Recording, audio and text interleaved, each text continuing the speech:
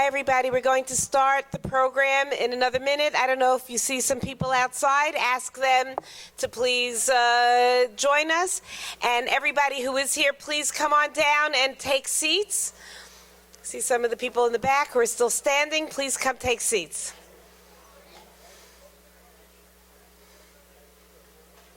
Maybe.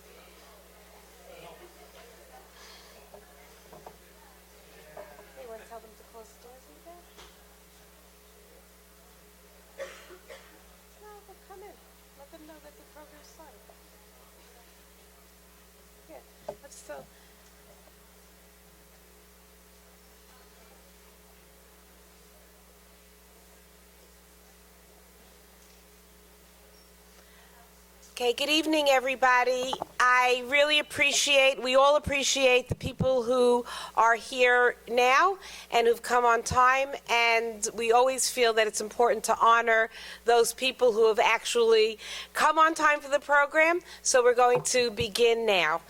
I want to welcome you to the beginning of a very exciting time in all of your lives.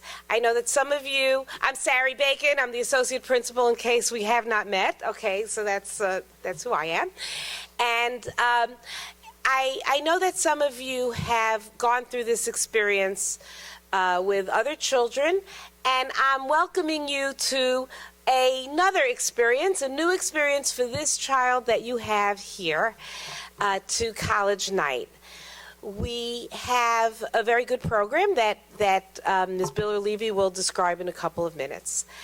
I want to tell you that seeing you here, you're making this effort to come out Monday evening to be with your child and to hear about college is a very, very important message that you're sending to your child.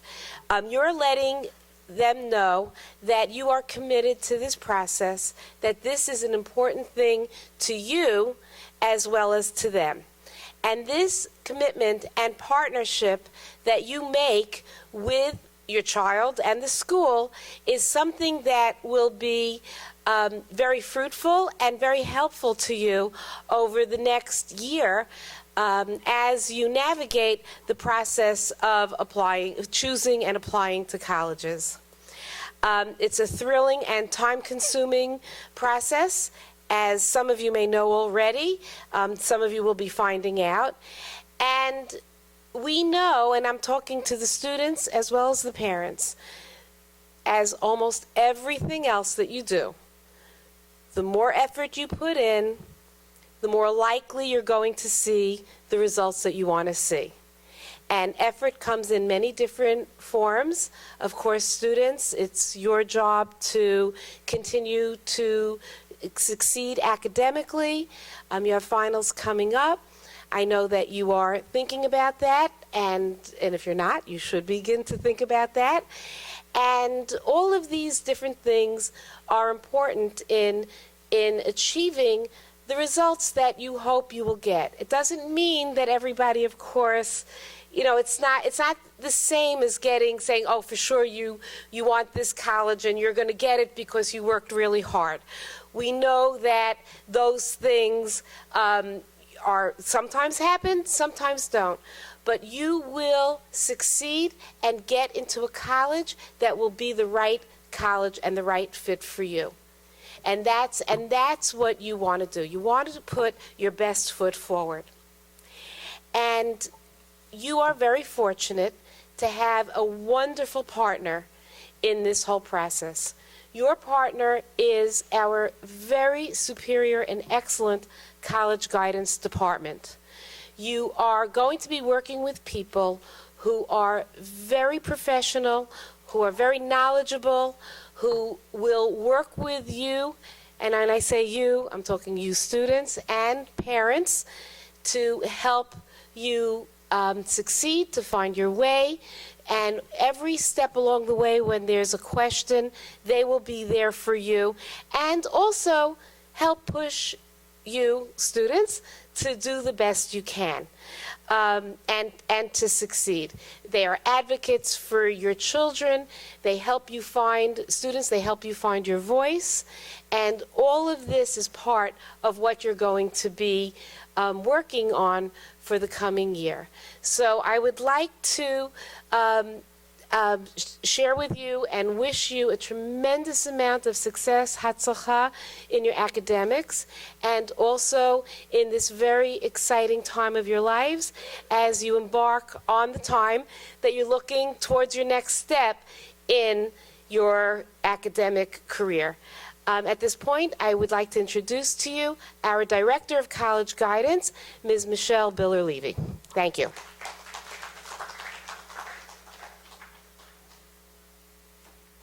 Hi, everyone. Welcome. So glad to see so many of you here. So welcome to College Kickoff Night. Our staff actually spent quite some time thinking about what to call this evening, and we thought about putting footballs on the posters because kickoff, but we decided against it. But really, the kickoff aspect of this obviously is a beginning, right? So this is a start to a new phase of your education, to the next part of this educational journey that you are all on. And for some of you, this is the first time going through it, parents. For some of you, this might be the second or third, or I think there might be a couple of you who are actually going around. Yeah, there's a 4 in there. Any 5s? Okay, 4 it is. You win. So really, the point of this is, though, as Ms. Bacon said, is to really make sure that we understand that for every time we do this, it's new. For the students in the room, this is hopefully the one and only time you're going to apply to college. And if you need to transfer later, we're happy to help you. But really, we hope this is your first time going through the process of the application, and we really want to make it successful for you. We really want to make sure that each student has an individual path designed for them based on their current and potential future interests, and we take that all into account. We're fortunate, I think, and I speak on behalf of the College Guidance staff who I'll introduce in a moment, but we're really fortunate that this is not a one-size-fits-all kind of business. It's really a business, not so much a business, it's a labor of love, I would argue, but really where we understand what each student wants to get out of this process and what we can help, how we can help get you to that end goal. The Kickoff Night is also the beginning of a really important partnership between College Guidance, parents, and students. Applying to college is really a learning process. I know we all have an end goal in mind here, but the process itself involves a lot of learning. Together, we'll all learn more about ourselves, and we'll encourage you, the students, to use this as a time to be introspective, reflect back on your 4 years in high school and the time before that, and use all of that to propel you forward, to use all the valuable lessons you've learned in high school. We will urge you to remain organized, focused, responsible, to take ownership over this process because, after all, it's yours and you're doing it once. Many ways, really, college applications, this process runs like a business. Professionalism, deadlines are very, very real, and they come up very, very fast, and they cannot be ignored. Proofreading and editing will become your new best friends, and really it'll primarily be your job to make sure that you put your best foot forward in this process. Rest assured, we're here. We're by your side every step of the way to help you navigate what can potentially become a stressful and complex process. But we were going to do everything in our power together to make sure it doesn't come out that way. So if you look in the folder that you're holding, you'll see a whole bunch of papers. But the purple papers that are in there are about upcoming testing deadlines. The focus of this night is not about standardized testing. We'll have plenty of opportunity for that, and we already did for those of you who joined us in the spring. But I encourage you now to look at that chart, to look at the front chart. There are dates and deadlines. This is the first of many deadlines that are going to come your way quicker than you realize. So please look at the date of charts. Think about this, keep it in the back of your minds, put it on your refrigerator, your bulletin board, your locker, your bathroom mirror, wherever you think you'll see it, and take note of the deadlines that are coming up quickly. And keeping track of these relevant dates will be incredibly helpful to you throughout this process, so start that habit now. We really look forward to getting to know each of you better. We hope that you will find our partnership valuable. Beginning after winter break, we will start sending emails in the form of College Corner updates. We promise not to send them more than once a week, and we promise to keep them brief and straightforward, to the point. Please read all the information contained in those emails. It's quite relevant and important. We, in your folders as well, while you have them open, there's a yellow contact information sheet. If you haven't already, please fill that out with your accurate information. If you don't have a pen pen or pencil, they're accessible at the registration table on your way out. You can drop it with a college guidance staff member on the stage here, on the registration table, leave it on your chair. We will collect it wherever it is, but please get it back to us. So before I introduce our esteemed speaker for the evening, now that you're all engaged in reading, you can close your folders. I will bring your attention back here. You have plenty of time tonight to sit around and read your folders. I would really like to take this opportunity to introduce one of the most dynamic teams I've ever been fortunate to work with. The college guidance staff here is as devoted as they come, truly. It's really been an incredible journey to work with them so far. I feel grateful every day to come to work and work with these people. So I'm looking forward to having you get to know all of them and to know how wonderful they are, which I already know. So I'm going to introduce them in no particular order other than the way they're sitting. Miss Debbie Solomon, and they'll just do a quick wave of the Queen. Miss Rachel Natov, Miss Rose Weinstein, who just joined us, and we're thrilled to have her, and Rabbi Yitzchak Rosenblum, who many of you know. He gets 3 cheers. So without further ado, I'm going to turn over the microphone to our wonderful speaker that we have here tonight. We are honored and absolutely privileged to have Robert Franick joining us. He is the Senior Vice President and Publisher at the Princeton Review, has authored and published over 30 different publications, ranging from colleges that pay you back, best colleges, the best 376 colleges it is now, and so many others. In our field, when we go to national conferences, he's pretty much a rock star. You can't get to him. So we're so privileged to have him at the front of our room tonight. I hope you all get the chance to chat with him. He will leave time for questions and is kind enough to stick around. I think you're going on a trip tomorrow, so not too long. But we'll stick around for questions at the end, and I will turn over the mic to you, Rob. Thank you. Enjoy. That's very kind of you. Appreciate it. All right, folks, thanks so much for coming out tonight. Michelle, thank you for that wonderful introduction. I have been excited since Debbie had asked me to come a couple of weeks back. What I had promised, Debbie, your entire college counseling team that I would talk about tonight are 2 things that I suspect are near and dear to the hearts of every college-bound student and their parent in this room.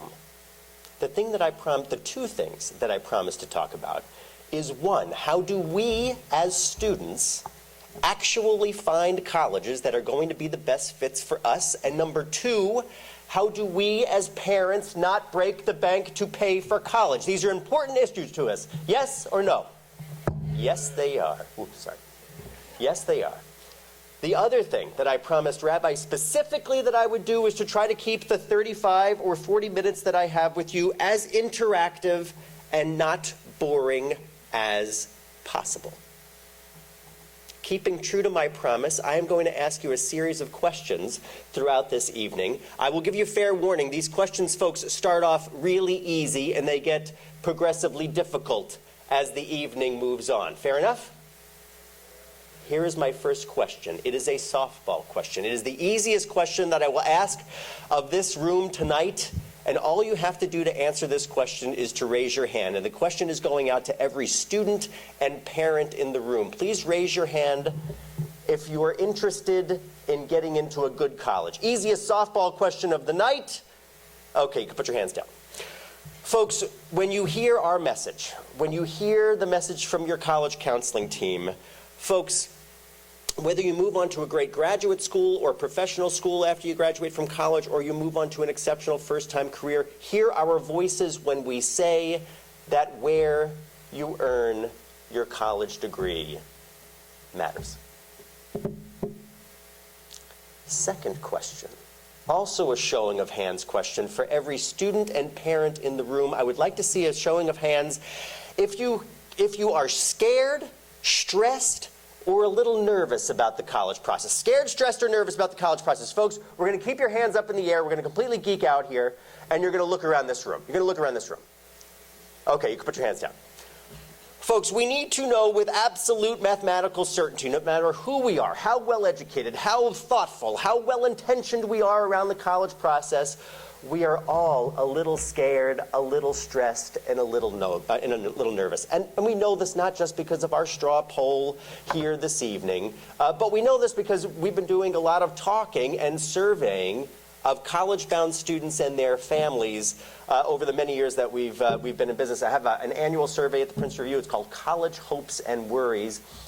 We've been surveying students annually and their parents for the last 14 years, and we had a little over, we actually had a little over 14,000 college-bound students and their families complete this College Hopes and Worries survey this past academic year. And we found out that college-bound students and their families actually agreed on one thing. And that one thing was their biggest worry around the college process. And that biggest worry this year was that students would get into their first choice schools, but families wouldn't be able to pay for it. Out of that same cohort of 14,000 folks, we found out that 89% of them said that financial aid was going to be very or extremely necessary for them to afford college, and a full 94% of the 14,000 college-bound students and their families who submitted survey data to us this year said that they were either stressed or very stressed about the college process. And folks, if you take one thing away from our discussion together tonight, you need to know that that needn't be the case for you. As Ms. Bacon was saying, you have exceptional guidance and college counseling heft in your college office here at Yeshivah Flatbush. There are exceptional services out there as well. If you'll allow me to tell you a little bit about the Princeton Review, I've been working at this wonderful company for a little over 16 years as my big boy job. However, I started to teach for the Princeton Review, the SAT, and later the ACT, tail end of the Reagan administration. So finally, I'm getting a lot of the questions right. We worked last year with 1.4 million students. I bring that number up because that is 1 out of every 2 students who applied to college last year. I take that number seriously. I would love for any student listening to me tonight to sit in one of my SAT classes without question. But even if you didn't, I want to make sure that we are making everybody in this room, and many folks outside of this room, as savvy as possible about the college process. And that's why tonight I want to make sure that we talk about many different things around that process. Testing, admissions, and hopefully dispelling some myths around the financial aid process. But I do want to find out who is here. Can I see a showing of your hands if you're a parent or student, juniors or seniors? That's probably the majority of us. Okay. Any sophomores or parents of sophomores? Or freshmen? Actually, we've got a couple. How about parents of middle schoolers, or do we have any middle schoolers in the audience? Parents of middle schoolers? Okay, awesome. On that College Hopes and Worries survey, the last question that we asked folks going through the college process last year is what is the one piece of advice that they would give to folks in your seats tonight? And overwhelmingly, the biggest piece of advice that we heard from folks just last year is to start the college process as early as possible. So those of you with the youngest kids, pat yourselves on the back. You're doing the right stuff. I am paraphrasing some of the other things that we heard. Research, it's never going to kill you. Relax and try to enjoy it. And this one, I am going to read directly from a parent last year, and I will read it verbatim. Let your parents help. They may actually know something. Folks, we are going to take this, this guidance to heart tonight, and we're going to talk about a great many things around college admissions. Again, how do we think, like the many admissions counselors and admissions committees that are going to be reviewing our applications over the next year or years, how do we talk a little bit about testing? How do we empower ourselves there? And then I really want to spend some time debunking myth around the financial aid process. The other thing that I had promised Debbie that I would talk about tonight, I would actually give you a couple of secrets around the college admissions process that we are convinced you are going to hear nowhere else. And here's my first secret of the evening. Every student in this room can go to an exceptional school, have a successful future, be challenged academically in college, but it all depends on one thing. And this is the one thing that so many well-intentioned, well-educated students and their parents get wrong. The biggest mistake that we've seen students and parents make in the college process through our Princeton Review channel is they think about the college process in the wrong way. They think about the college process as a game of winners and losers. Alex, if you get into one of these top 4 schools up here, then you won. But if the rest of us, 100 or so folks in this room, get into any of the other nearly 4,000 four-year colleges in the U.S. alone, then we lost. And folks, we know that there's a better way to think about the college process. I think that it can be exciting. I think that that process can be enjoyable. It doesn't mean it's not without effort, but it doesn't have to be riddled with some of the fear and the stress and the nervousness that we're probably all feeling around the college process. But to get you all to that point of getting excited and thinking that the college process can be actually a lot of fun, I need to know that while I have you here for the next 25 minutes, that you are willing to think differently about college admissions for 25 minutes. Do I have it? Yes or no? Yes. You're willing to think differently about college admissions for 25 minutes. If you are truly willing to think differently about college admissions, I am going to tell you 2 facts that I am convinced you will hear nowhere else. And here's my first fact. It has never been easier to get into college than it is today. Second fact, it has never been harder to get into college than it is today. Who is this guy? How can it both be easy and hard to get into college?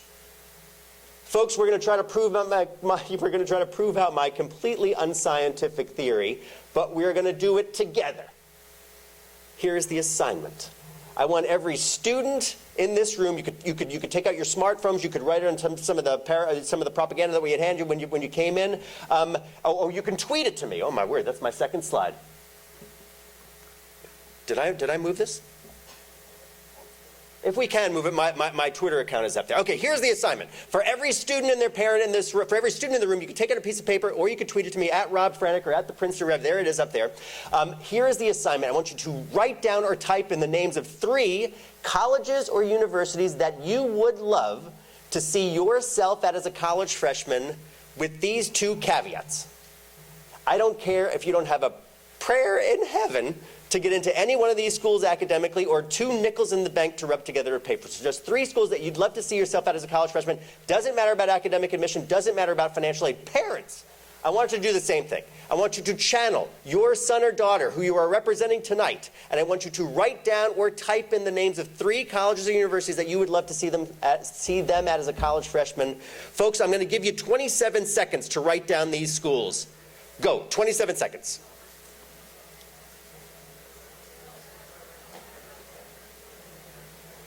Folks, any school here is fair game. Any school here is fair game. These can be public or private, large or small, urban, suburban, or rural.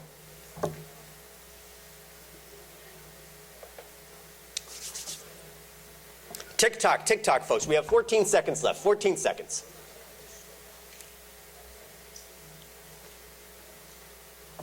They could be religious. They could be secular. They could be... they could be for-profit schools. Almost military academies. Military academies.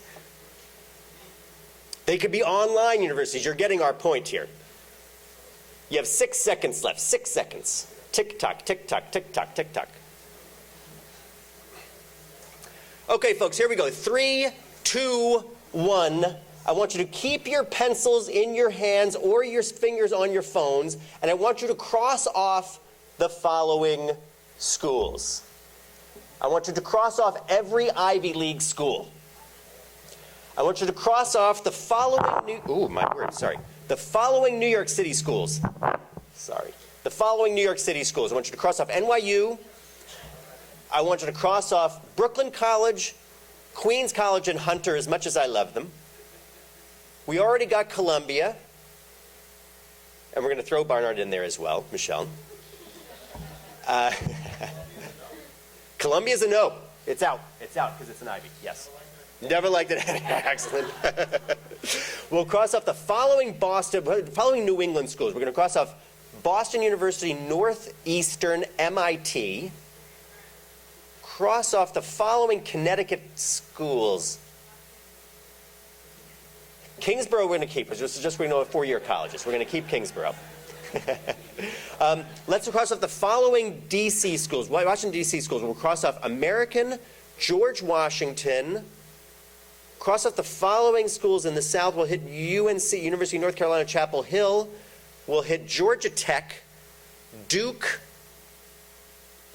Emory, of course, Emory. We'll hit a couple of Florida schools. University of Florida, Florida State. Let's hit a couple of schools in the Midwest. We'll hit Northwestern.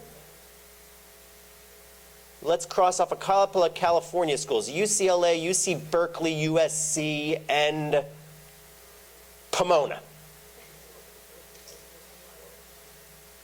Okay, let's cross off one Texas school. We'll cross off University of Texas at Austin. Okay, pens down. I'd like to see a showing of hands. Who still has 3 schools left on their list? 3 schools left on your list. Okay, I'm going to call that 4. 2 schools left on your list. 1 school left on your list. Folks, we have a problem here. Let us remind ourselves of the exercise when we set it up. We said it's never been easier to get into college than it is today. It's never been harder to get into college today than it is today, and we've completely proven this out. Folks, it has never been easier to get into college today because, as we said before, there are nearly 4,000 four-year colleges in the U.S. alone. But it's never been harder to get into college today because we are all applying to the same 25 schools. We are going to come back to this point, but it is a good one to make. But I do want to see why you put those 3 schools on your list. Let me say a showing of hands. You put that school or those 3 schools on your list because that school has had an excellent academic reputation. That's why it made it onto your list. Excellent academic reputation. Okay? How about because a family member or guidance counselor had suggested that school to you? Okay, fair enough, fair enough. How about because it was a state school and you were assured you'd be showered with financial aid, showered with money? Everybody? Okay, no. Pragmatists in the room tonight, yes. How about because it offered a major or academic discipline that you wanted to study? That's why you put it on your list, okay? Because of its location, the location of the campus, okay? Because of the size of the undergraduate student population, the number of students you go to school with. Okay. Folks, these are all excellent reasons to defining if a school is going to be a best fit for us, but we need to know that some of us will apply to those 3 schools that made it onto the top of our list, and will apply and will be admitted to all 3 of them. And life will be awesome for us. But many of us will apply to 3 schools and maybe more than 3 schools. And we will be rejected from some of the schools on our list. Folks, to understand that humbling fact, before we leave this room tonight, we as a collective have to understand why colleges are selective, how colleges are selective. You know, and we throw around these terms all the time. Selective college admissions. I'm going to throw this out to the crowd. Can anybody name for me, you can just shout out this answer. What does it mean to be a selective college? I'm looking for the easiest, pithiest definition. What does it mean to be a selective school? Hard to get into? Harvard. We'll go right to the example. I'm looking for the easiest definition. They take who they want, discriminating. Yes, this is the one I'm looking for. Exactly. I think we're all right around it, but more students apply than are let in. Folks, selective colleges simply reject some students and accept others. And I think you all had it. Hard to get into. It really does sum it up in the pithiest way as well. But here's the thing. When we think about selective college admissions, we may get confused. We say that selective schools have a better academic reputation. Selective schools have better professors. Selective schools offer a more rigorous degree. And folks, that may or may not happen for some of the schools that make it onto your list, but it is not the reason that those schools are selective. The reason that those schools are selective is that they get to choose a small freshman class from a very large applicant pool. Folks, there is no magic in the selectivity process when we are looking at quantitative admissions only. But the fun part for folks like me, and I suspect your college team here as well, is how colleges are selective. I was giving a talk actually in my old high school 2 weeks ago, and I asked this question, and I promised them that I would be asking it here tonight. You can just shout out this answer.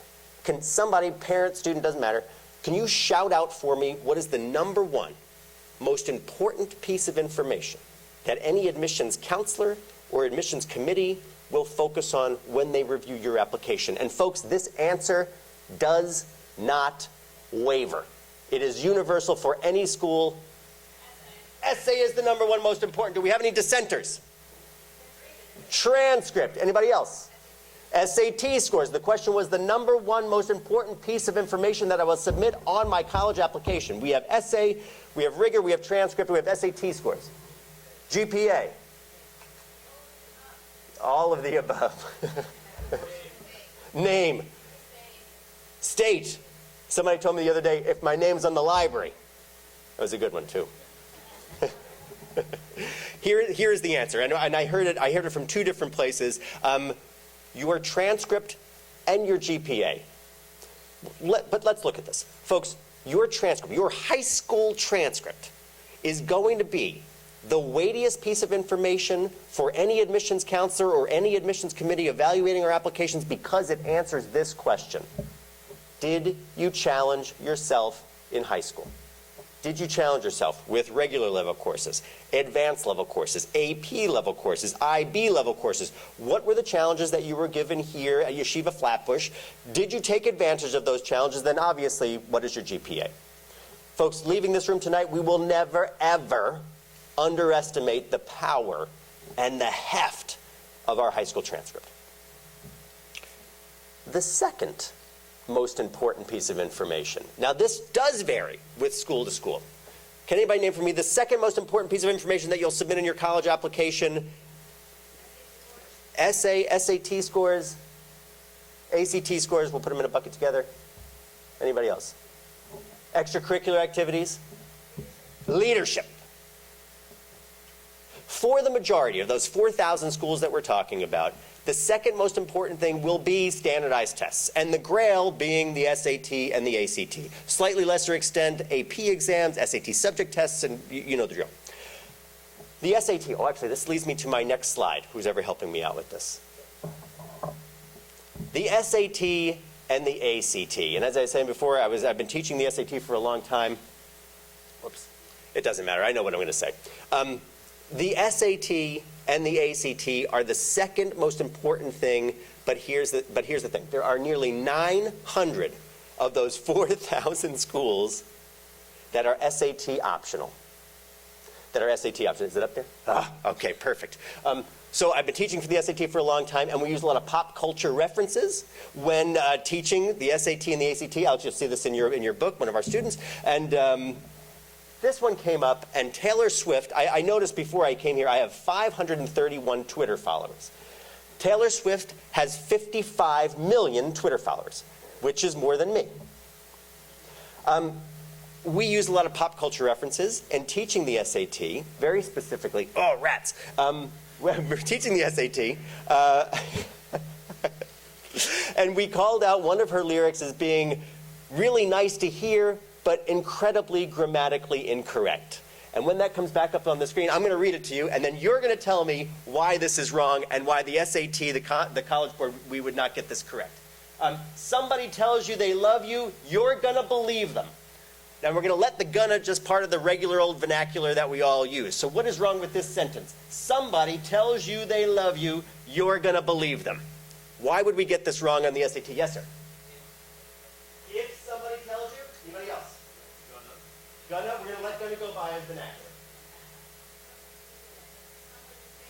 Somebody is singular. Here we go. That's the next slide.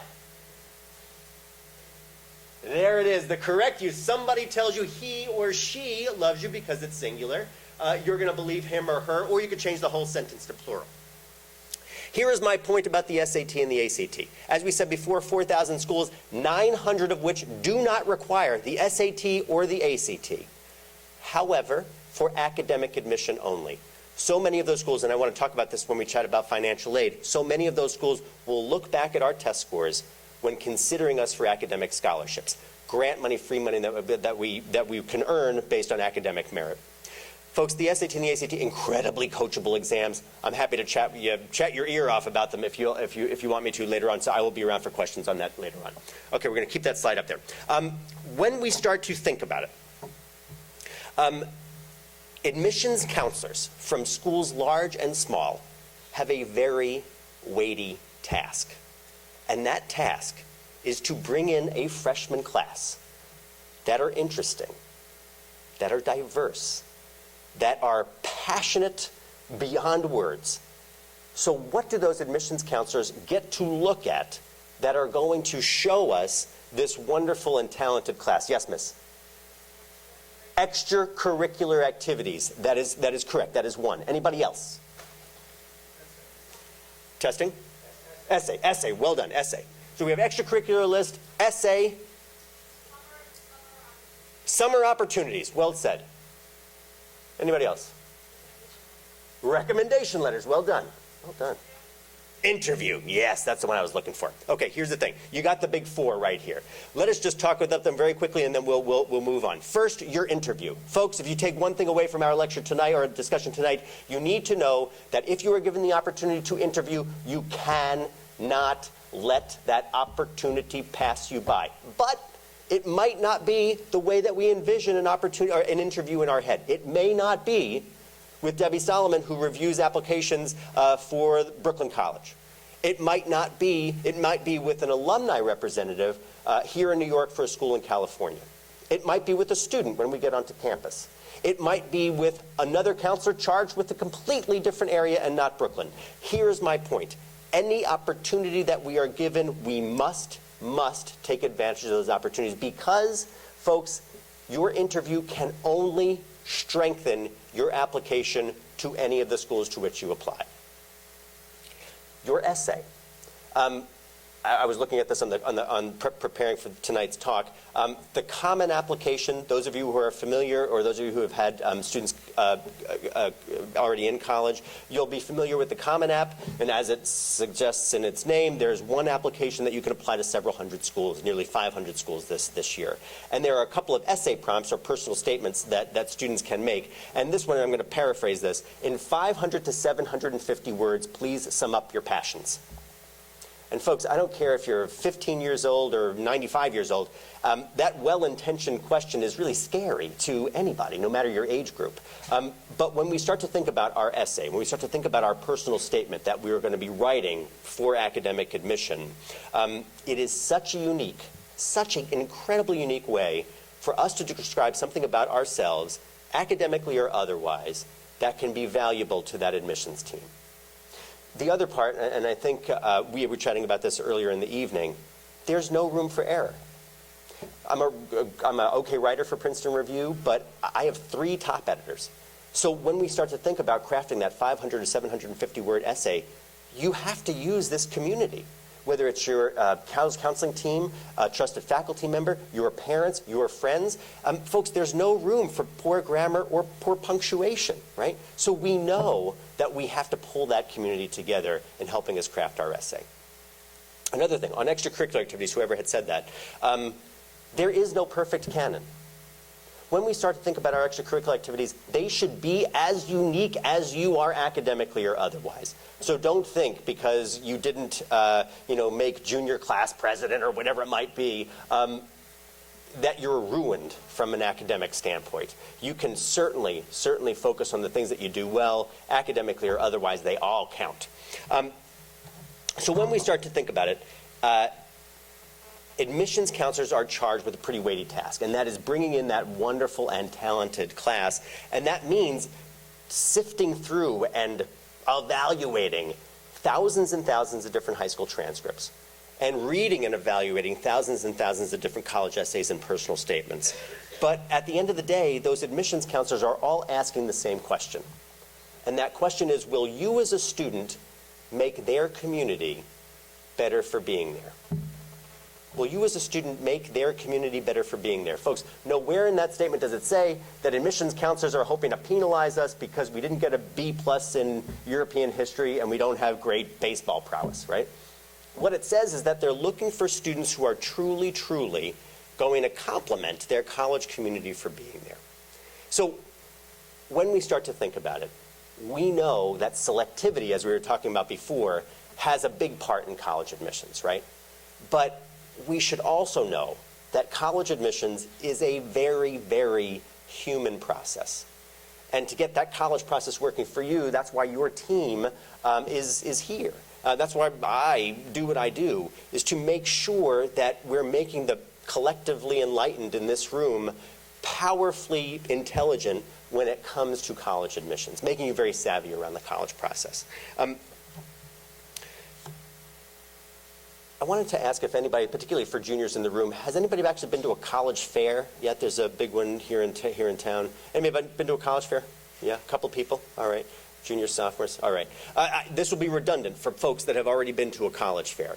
I will paint the picture for you. There is as few as sometimes 50 colleges represented. The big one here in the city will have nearly 450 colleges represented. You will know these things because there'll be lots of tables, with a lot of collateral pieces on those tables, usually a very handsome or beautiful admissions counselor behind the table. And those of you who have been to a college fair, what happens 2 weeks after you exit that college fair?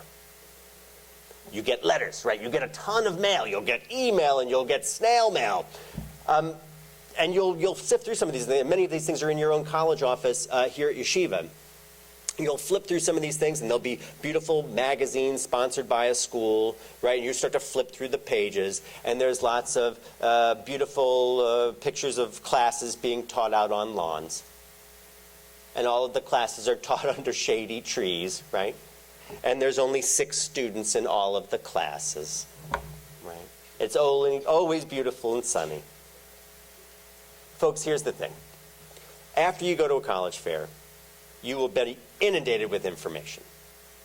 But it is our job to know that we would be doing ourselves an active disservice if you stopped your college research at marketing information created by a school. As well-intentioned, and as certainly that stuff has a place for you in the process, but we cannot stop there.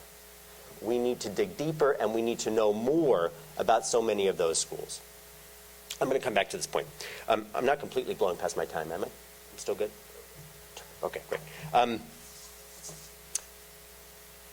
There was an article that we were talking about when I first met Debbie that I'm going to quiz everybody on this room on. And it was an article that appeared in the New York Times, and it profiled 10 students from across the country who had all applied to a certain number of schools.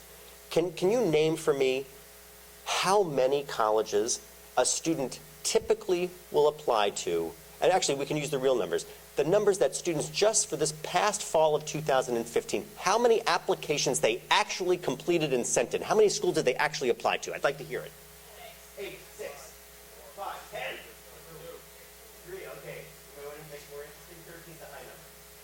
22. Okay, we're all right around it. The real number last year was between 7 and 9 schools on average, but it is not uncommon, I think we read the same article, because the 10 students in this profile had all applied to between 25 and 30 colleges. And folks, if you take one thing away from our discussion tonight, truly one thing away from our discussion tonight, you need to know that applying to 30 colleges is nothing but ridiculous. Applying to 30 colleges in no way influences your chances of admission to any of those schools, and it does not do what you're doing tonight, which is the good and substantive research around the college admissions process. But it's easy to get confused, right? It's easy to think that applying to 30 schools is the right thing for me because it's going to be in my favor later on. When we think about it, college-bound students today, you in this room and parents of college-bound students in this room, are marketed to in a way that students 10 years ago could only fathom. But I am enamored by how prepared high school students are now to take on college-level work. The high school students that are hearing my voice tonight will be better prepared for college-level work than students just 5 years before them. They will have applied earlier to college than certainly students 5 or 10 years before them. They are involved with more activities. They spend less time at home than any of their students in history. They are better, again, prepared for college-level work. They're more socially engaged. But here's the thing that I love the most of both students and parents. You all are asking this question. Why is College A charging $68,000 and College B charging $18,000? What are the real differences between these two schools? Am I going to get better college return on my investment if I pay $68,000 or $18,000? And folks, you should pat yourselves on the back for that because students just 5 years ago would have thought that question taboo. And you are asking it now, which is absolutely the appropriate question. As we said before, I see a lot of mistakes that students and families make. That biggest mistake and that biggest fear is around paying for college. But I also think that so many students are focused around one hope around college admissions. And I think that hope is, I think as Ms. Bacon was saying, finding a school that's going to be a great fit for me, academically and otherwise. So I want to make sure that we ticked off all of the big buckets around fit. And I'll just remind you of that exercise that we went through. I asked you to put down the 3 schools on your list that you'd love to see yourself in as a college freshman. And then we said you put those schools on your list because of, great academics, location, size, financial aid. Did we miss anything? Did we miss another bucket of fit? I'm going to give you a big hint to what I'm driving at, and then you can totally get what I'm referring to. If you can tell me why I am not the most popular person in college admissions, you're totally going to get this answer. Does anybody know why? Why I'm not the most popular person in college admissions? Although my parents actively deny this fact today, I am the guy that writes the party school list each year. That's true. Yeah. University of Illinois, Urbana-Champaign is our #1 party school at the Princeton Review. I am afraid to go to the cities of Urbana-Champaign. Here's my point. The last part of fit is finding out as much as you can from current college students. I think I know a lot about college admissions. Doesn't matter a whit what I think. We base all of our information from the projects that I work on completely on primary source information, completely on expert information coming from current college students. So that last part of fit is to find out as much as you can from current students going to these schools.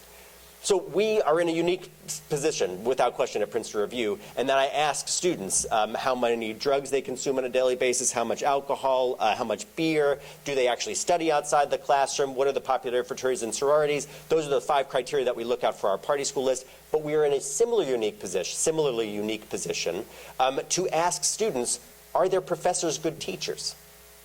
Do their professors bring class discussion to life? Or do their professors suck all of the life out of the material that they teach in class?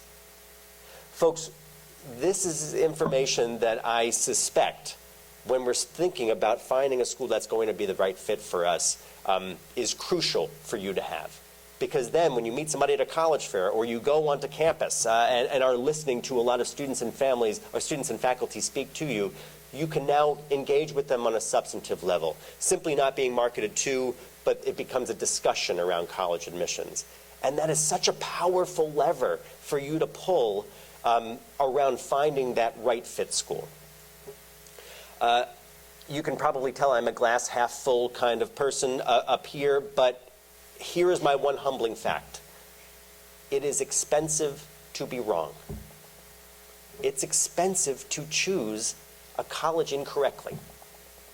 And I just want to make sure that we know how expensive. We call this at Princeton Review total cost of attendance, which is tuition, room and board, fees, and books, the big 4 that most schools will charge for us.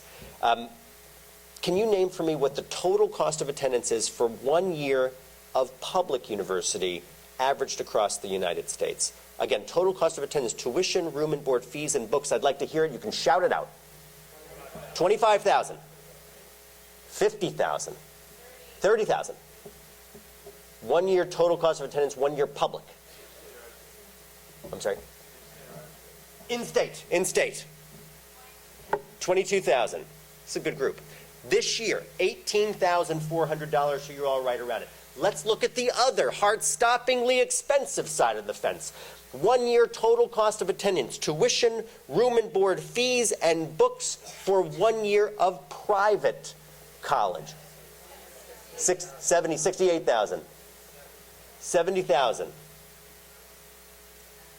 The real number this year, total cost of attendance for 1 year of private university is $41,500, but it is not uncommon that we should say 68, 70, 75, 72. NYU this year, $68,000. Northwestern, $69,000 this year. So it's not uncommon that the schools in our universe are charging those numbers. But we need to know that the average is $41,500. So we should keep that in some perspective. Folks, when thinking about financial aid, we have to, again, be savvy, but my assignment for parents in this room is to be fearless around the financial aid process. And here's the thing. The FAFSA form, and that acronym stands, for those of you who are just starting the college process, that acronym stands for the Free Application for Federal Student Aid. It is, other than your college applications, the weightiest and most important document that you will be filling out because it qualifies us as students through financial need if we're going to qualify for scholarships. Roughly, and this is just the average student will receive roughly 50% of the dollars that they'll use to pay for college will come through the FAFSA form. The next biggest bucket is a 40% bucket.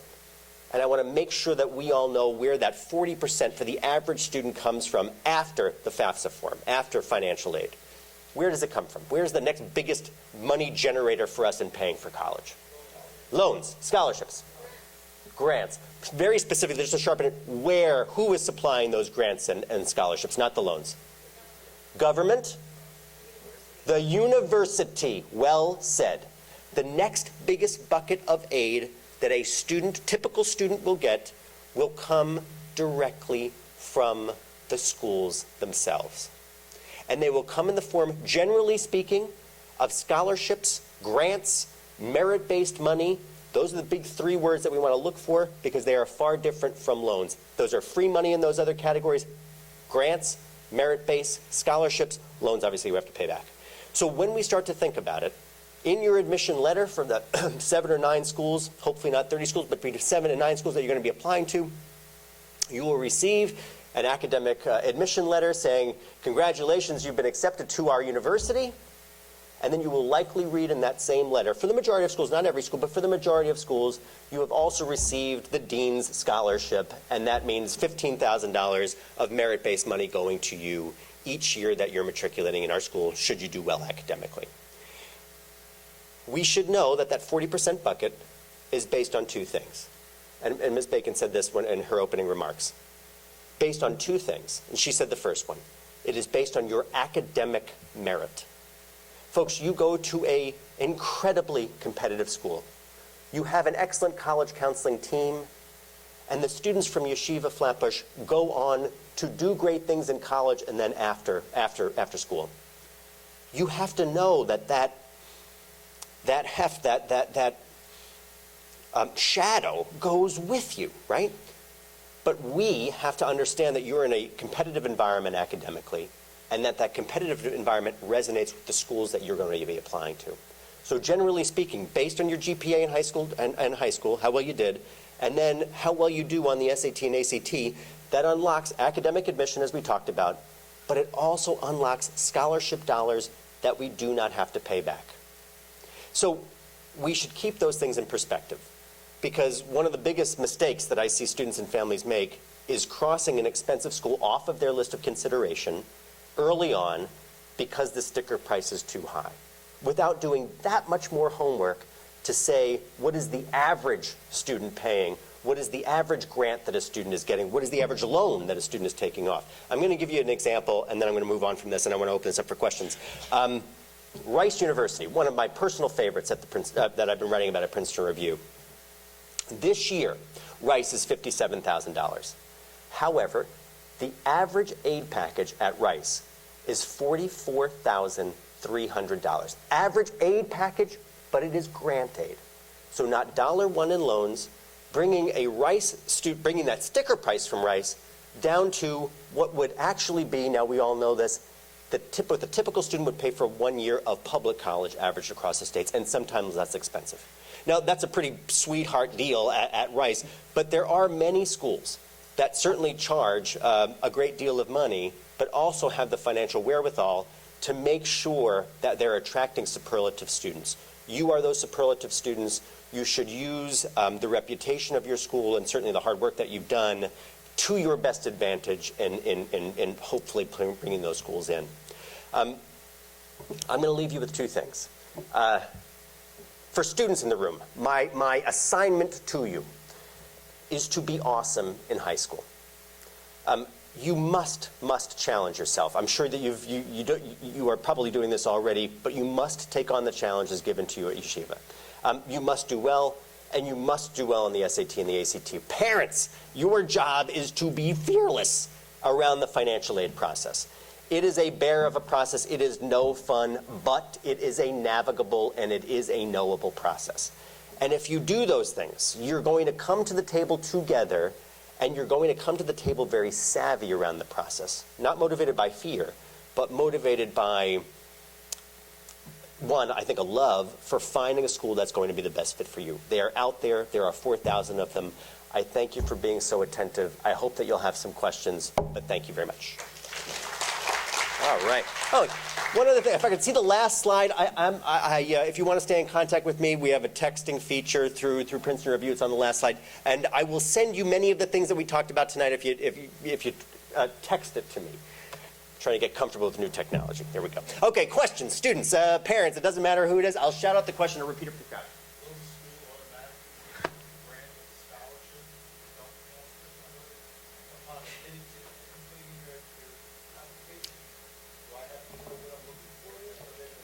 This is an excellent question, and I will repeat it for the crowd. Do you need to create another application to get the merit-based money that we were talking about, or do they just award it to you? Here is the easiest, and it's the best answer ever. They just award it to you. For those schools that give out academic merit-based money, those things are only based on academic prowess, right? So they will have all of the collateral, all the fodder that they'll need, SAT scores if they're looking at them, or ACT scores, along with GPA, and they will have that in your letter of admission. Generally speaking, you're very close after that. And we can look at this in two ways. One, because you've done well in high school, we want to make sure that you know about that from the schools that have accepted you. But remember, you're applying to that one school, and that school knows that you're applying to 8 or 10 or 30 other schools, right? So they want to make it a competitive thing for them. Because once you're admitted to that school, now they have to recruit you, right? And then the tables turn. And that's why most schools will give academic merit-based money at that time. So you don't need to ask for anything. Now, on the financial aid side of the fence, for the FAFSA form, the most important application, some students or families that I talk to are saying, oh, I'm never going to get any financial aid. I'm never going to apply on the FAFSA form, which I never think is great advice, and I never give that to students and families, no matter where you are in the socioeconomic spectrum. But here's the thing. The FAFSA form qualifies you for so many different things. It can qualify you certainly for need-based money. It can qualify a student specifically for loans. Some of them are subsidized and some of them are unsubsidized. So there are many things that just filling out that FAFSA form would entitle you to, and that's based on family need. The dollars that I'm talking about are based on academic merit. That's good. Good question. Yes, in the back.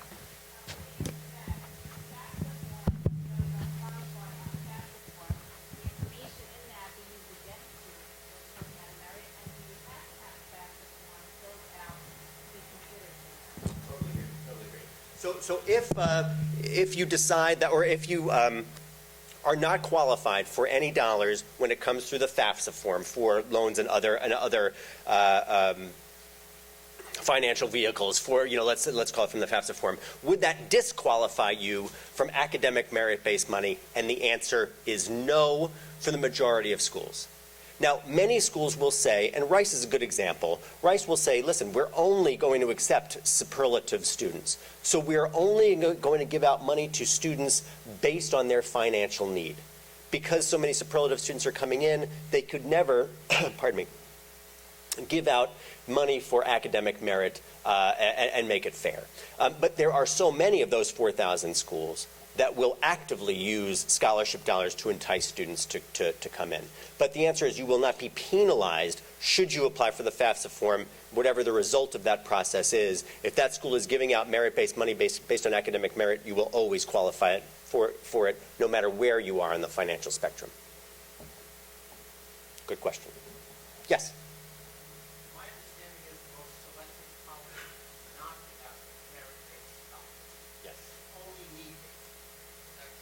For the majority of schools, that is true. For the majority of schools that are at the very top here, they will likely not give out scholarship dollars for academic merit. They will give it out based on family need.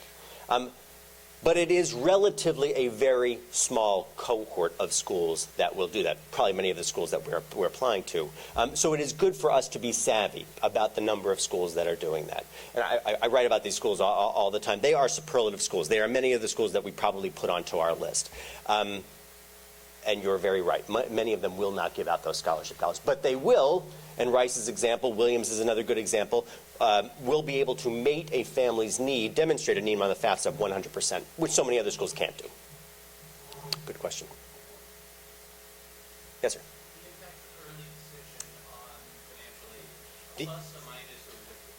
The impact of early decision on financial aid. I'm going to give this answer in two parts because it will change come next year. Applying early decision, and this is traditional early decision, you're applying November 1st, November 15th, and you're getting admitted roughly December 1st, December 15th, but you would have to decide directly that you were going to withdraw your applications to those other schools because you applied early decision, which is part of the compact, and then you would go to that school. But the only time that you can apply for financial aid through the FAFSA form is into January of the new year, simply because it was based on your most recent tax information. So historically speaking, students that were applying early decision never had full visibility into their financial aid package because they were obliged to decide to go to that school, withdraw their applications before they could find out about their financial aid package. Schools will remind us that they could probably give you an estimated financial aid package based on how your finances for the next year, for the previous year, and as long as your finances didn't change dramatically from year to year, that could probably be a good indicator for the average family. Now next year, starting in the fall of 2016, for the academic admission fall 2017, we're moving the date up for the FAFSA form not after January of that academic year, but starting in October 15th of that year. So now, even early decision students, come next year for, again, fall admission 2017, you will have a whole 3-month period that's not available to you now. So to answer your question, my opinion is that it is difficult for students and families that think that they will need financial aid to make a very clear and honest decision around early decision early on, because I think you need the visibility, and right now you're not given that opportunity. Excellent question. Yes?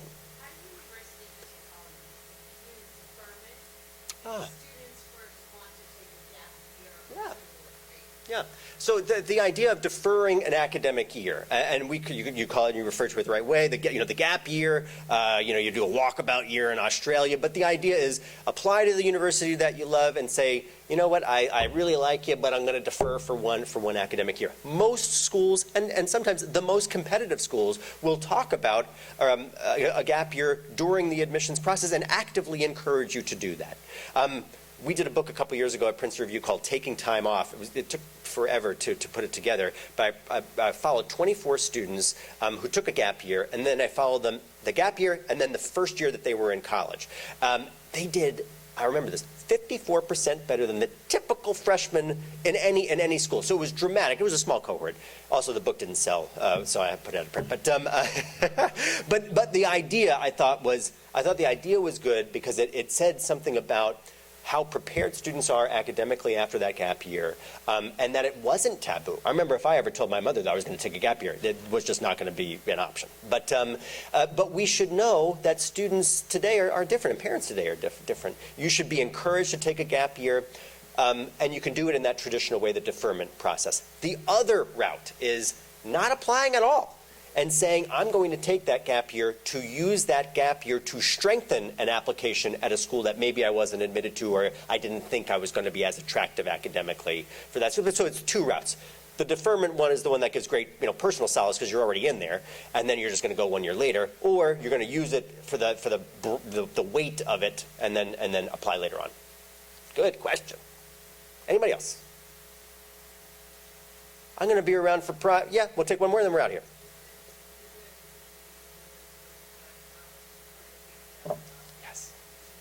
I didn't answer the question. You're right. I set up the question and I didn't say it. So if a school is $68,000 and a school is $18,000, what are the differences between those schools? I actively write about this stuff. I've written about this stuff. It's all for free up on our website, which is princetonreview.com. I talk about it in college return on your investment, right? So one of the things, I do a list on a ranking list based on career services centers, which I think is the key here.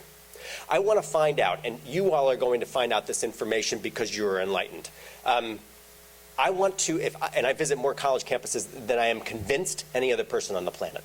I get onto these campuses, and if I am there for the first 15 minutes and I don't hear something about the career resources that are available to typical first-year students, I am already suspect. As soon as you matriculate into a school, that school's job is to make sure you're going to graduate in 4 years. That is their job. You have to be well educated, but we have to make sure that you're going to get a great graduate school or professional school or an exceptional first-time career, and that doesn't mean the last semester your senior year you find the Career Resources Center, or you start thinking about that in your academic curriculum. And I'll give you a couple of examples. Wagner College out on Staten Island, personal favorite, does it in a spectacular way. Jennifer Rabb from Hunter College, who's the president up there, she will say that your classroom does not end in the four walls of your freshman seminar. Your classroom is New York City. So when we start to think about college ROI and we start to think about the justification between prices, we have to think about where students are going after they graduate and what opportunities they have from first year through senior year. What are those opportunities there? I'm going to give you one other quick example and then I'll be quiet. Debbie saw me last year when I was giving a talk at this big conference that we go to each year, and it was specifically on the question, is college worth it? And I was one of the speakers. Spoiler alert, I think college is worth it. And I had three representatives from three different schools, one of which was Georgia Tech, and a wonderful guy who runs their admissions office there, Rick Clark. He said, listen, we just built this beautiful admission center right in the middle of campus. And those of you who have been to Georgia Tech, it is a truly spectacular building. But they pulled in all of these other disparate offices and put it in this central building. He says, when we built it, we put the admissions office on the first floor, and it's glorious, and you walk in the door, and it's terrific. And then just by happenstance, the Career Services Center moved onto the second floor of that building. He says it created such buzz because of this idea of return on your investment that there were so many students, current Georgia Tech students, connecting with prospective students and their families, that they said, this is wonderful. And then they intentionally the next year flipped them. So if you go onto Georgia Tech's campus, you will first walk through the Career Services Center and then upstairs to the admissions office, and it is a serendipity, but it is now absolutely planned for that to happen because they're addressing that idea of why it is worth your tuition dollars there, because you are going to be exposed to so many things outside the classroom there, and you're going to get a job afterwards. So it was a long soliloquy, sorry, but that's a good one. I think we'll end there. I will be around for some private questions. Thank you for being so attentive. See ya. All right. All right. Oh, yes. Everybody is willing to take a quick stretch and sit around for 5 more minutes. We quickly want to point out to you, Naviance, one of the big tools that we will use over the course of the next year. In your folders, you all have a sticker with an ID that will kind of get you to log into that site. We're literally going to take 5 minutes. Promise, clock is running. 5 minutes to just show you how to navigate the site, and then we have food outside for everybody. Thanks. Okay. So I feel not afraid at all of a 5-minute time limitation, but we'll try and pull this off. I've been doing this long enough. When I started to do college guidance about 17 years ago, we didn't have a college guidance trailer. We had one office for college guidance, so I did college guidance wherever I could. In those days, we had to say, trust me, I know what I'm talking about. Today, I tell you with full pride and the spirit of a presidential election, just like transparency is very important in public life, transparency is important in college guidance. And we have a tool that enables you to keep track of your students' application search and keeps us transparent. So if you take a look, we're going to log in now. The portal that you're going to be using is called Family Connection. This is going to give you the following opportunities. So when you go in, you notice there are 2 tabs. One tab is going to help you with your college search because remember, you are searching for a college, but also remember the college is searching for you. So in the About Me column, you're able to compose your resume. You're able to write a bit about your search. Because we're going to give you the opportunity to take a survey where you're going to ask to introspective questions. What am I looking for? Why am I special? Am I the first person in my family to be going to college? Am I the last person in my family going to college? And it'll enable you also to put together your resume. As Rob very beautifully said, the colleges are asking you not just what you could do academically, but once you've demonstrated you can meet the academic expectations and requirements of the school, they want to know, what do you bring to the table? What kind of roommate are you going to be? What type of volunteer are you going to be? What type of musician are you? Then, after that, so this is the survey we really urge you to fill out. We have a promise for you in college guidance. We are not going to ask you to do something we have not fought over for hours that we think is not worthwhile for your process. So if we say you have to, it's because it's going to make your process smoother, more refined, more pointed, and more directed. Definitely it's going to help you. And the other part of the process is going to enable you to do the search. So the first thing about the search is pretty much you can take a survey, input everything that you're interested in, and it will spit out for you schools that we think and that the Naviance thinks would be appropriate for you. There is one important caveat. There's one component that is not covered in Naviance. It doesn't cover Jewish life on campus. But our staff is extremely well trained to help you navigate the shoals of having the perfect blend of Jewish life on campus as well as having a rich university experience.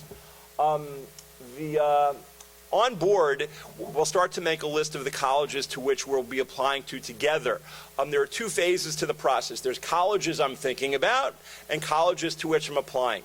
But one of the most important parts here is the overlap. So let's say I'm interested in applying to Boston University and George Washington University. If you use the overlap feature on Naviance, it's also going to suggest other schools you might not have thought of on your own. So it's very, very helpful for the student to say, oh, these are other schools that meet my academic and personal targets. It'll be helpful for me to check these out as well. But the feature on Naviance that I think is the undisputed champion of the universe is the scattergrams.